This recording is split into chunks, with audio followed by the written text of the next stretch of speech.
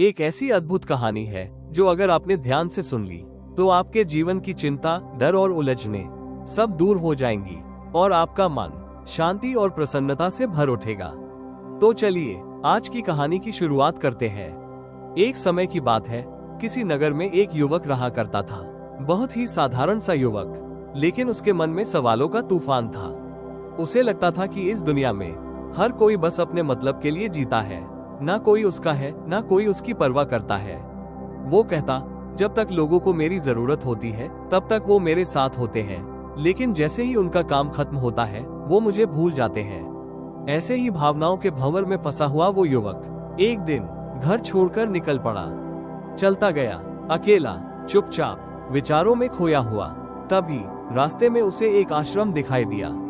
वो आश्रम के पास गया और देखा कि एक गुरु अपने शिष्यों को ध्यान सिखा रहे हैं। उन्हीं में से एक शिष्य ने पूछा, हे गुरुदेव, ध्यान क्या है? गुरु मुस्कुराए और बोले, पुत्र, ध्यान ही सत्य है और ध्यान हमें अकेला कर देता है।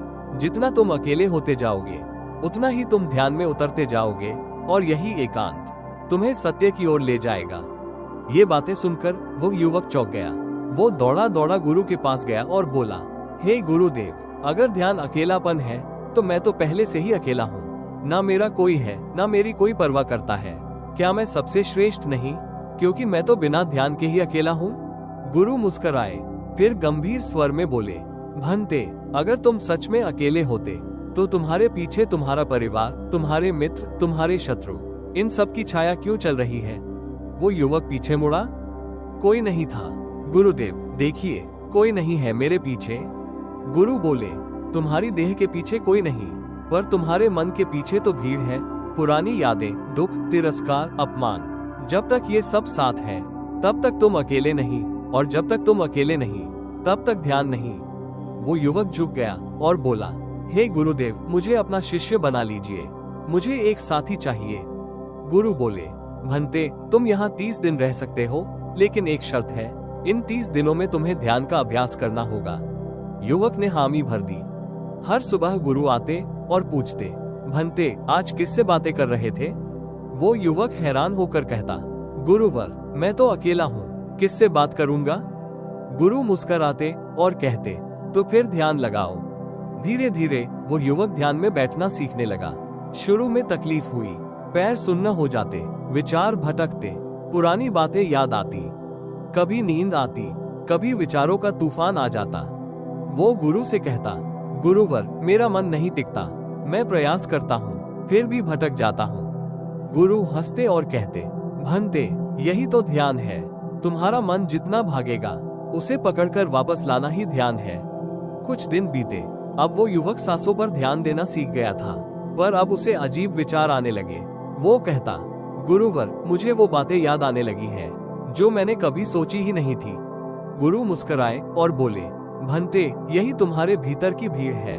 पुराने संबंध, डर, उम्मीदें सब अंदर बैठी हैं। जब तक ये निकल नहीं जाती तब तक ध्यान संभव नहीं।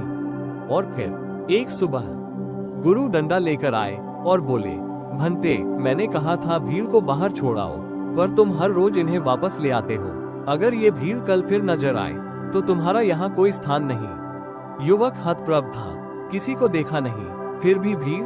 उसे अब समझ आने लगा था, ये भीड़ बाहर की नहीं थी, ये भीड़ थी उसके अपने विचारों की, उसके पुराने अनुभवों की, जो हर बार ध्यान में बाधा बनकर आ जाती थी। और जब उसने सचमुच भीतर की उस भीड़ को पहचान लिया तो वो शांत हो गया।